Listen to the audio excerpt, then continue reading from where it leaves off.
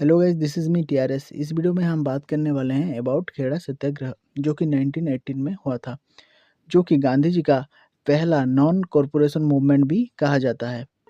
गांधी जी को खेड़ा में बुलाया जाता है क्योंकि चंपारण और अहमदाबाद की तरह वहाँ भी एक प्रॉब्लम था। उस वक्त वर्ल्ड वॉर 1 चल रहा था, जिसकी वजह से ब्रिटिशर्स का फाइनेंशियल कंडीशन कुछ ठीक नहीं था। तो उसे कोप और होल्ड करने के लिए ब्रिटिशर्स ने क्या किया था, 23% का जो टैक्स है वो इंक्रीज कर दिया था। लेकिन खेड़ा में जो फार्मर्स थे, उनकी हालत बहुत ही बदतर थी ड्यू टू कंटिन्यूअस फेमाइंस। और उसी वक्त थी the spread of plague and cholera उनके लिए एक अभिशाप ही था। इसी वजह से ही खेड़ा के जो फार्मर्स थे अपने प्रीवियस टैक्स भी नहीं दे पा रहे थे।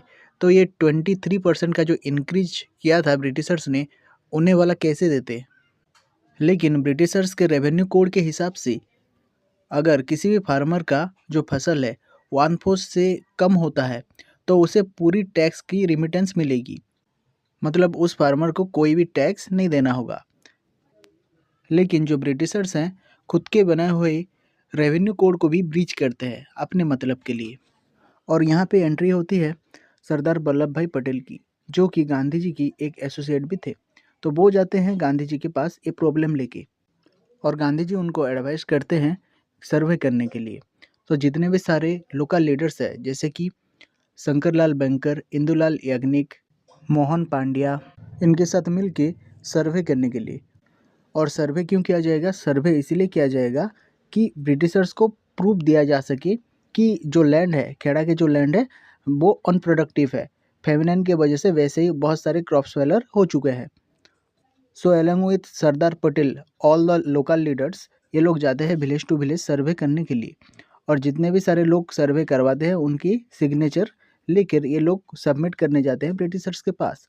लेकिन लेकिन ब्रिटिशर्स ने उनको टोटली खारिज कर दिया था। खेड़ा सत्याग्रह को सरदार वल्लभ भाई पटेल का जो करियर है, उसका ट्रांजिशन फेज भी कहा जाता है, क्योंकि जितने भी सारे स्ट्रगल थे अभी तक के, वहाँ पे सरदार वल्लभ भाई पटेल का नाम नहीं आया था। लेकिन इस स्ट्रगल में होता ये है कि Gandhi ji as a spiritual leader ही थे, वो रियल मास्टरमाइंड बिहाइंड खेड़ा सत्याग्रह। लेकिन जो सरदार वल्लभ भाई पटेल थे, रियल एजुकेशन फील्ड में जो कोई कर रहा था, वो है सरदार वल्लभ भाई Patel along with Shankarlal banker. जब गांधी जी को पता चलता है कि ब्रिटिशर्स ने सर्वे रिपोर्ट को खारिज कर दिया है, गांधी जी एडवाइस करते हैं खेड़ा के जो फार्मर्स हैं उनको कि जब कोई भी ब्रिटिशर्स आपके घर टैक्स लेने के लिए आए, तो उसे टैक्स मत दो। जो भी कॉन्सिक्वेंसेस है, उसे फेस करने के लिए रेडी रहो। मतलब उनको टैक्स देने के लिए पूरा मना कर देते हैं, और कोई भी कॉन्सिक्वेंसेस होगा आगे, उसके लिए भी रेडी रहने के लिए बोलते हैं। फिर चालू होता है ब्रिटिशर्स का ऑपरेशंस। ब्रिटिशर्स क्या करते हैं, जितने भी फार्मर्स जो टैक्स देने के लिए मना कर रहे हैं, टैक्स नहीं दे रहे हैं, उनको पर्सनल प्रॉपर्टी, लैंड और जो लाइवलीहुड्स वगैरह था, वो सब सीज कर लिया जाता है।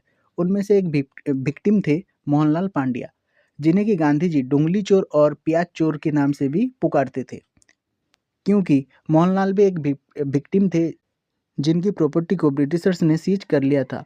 डिस्पाइट दिस, मोहनलाल पांड्या चोरी छुपे वहाँ पे खेती करते थे। और खेती किस चीज़ का करते थे? प्याज का खेती करते थे। इसीलिए गांधी जी उनको प्यार से डुंगली चोर और प्याज चोर भी बुलाते थे। खेड़ा सत्याग्रह में और एक चीज़ देखने को मिली थी, वो है यूनिटी, ज़बरदस्त यूनिटी। जहाँ पे कि जितने भी सारे पीजेंट्स प्रोटेस्ट कर रहे हैं, उनकी जो नेबरहुड, वो जो प्रोटेस्ट कर रहे हैं पीजेंट्स, उनकी फैमिली और प्रॉपर्टी को प्रोटेक्ट करते थे। और जो कोई भी इंडियन जो ब्रिटिशर सीज किए हुए लैंड को खरीदने आता था, उसको सोशली बॉयकॉट किया जाता था।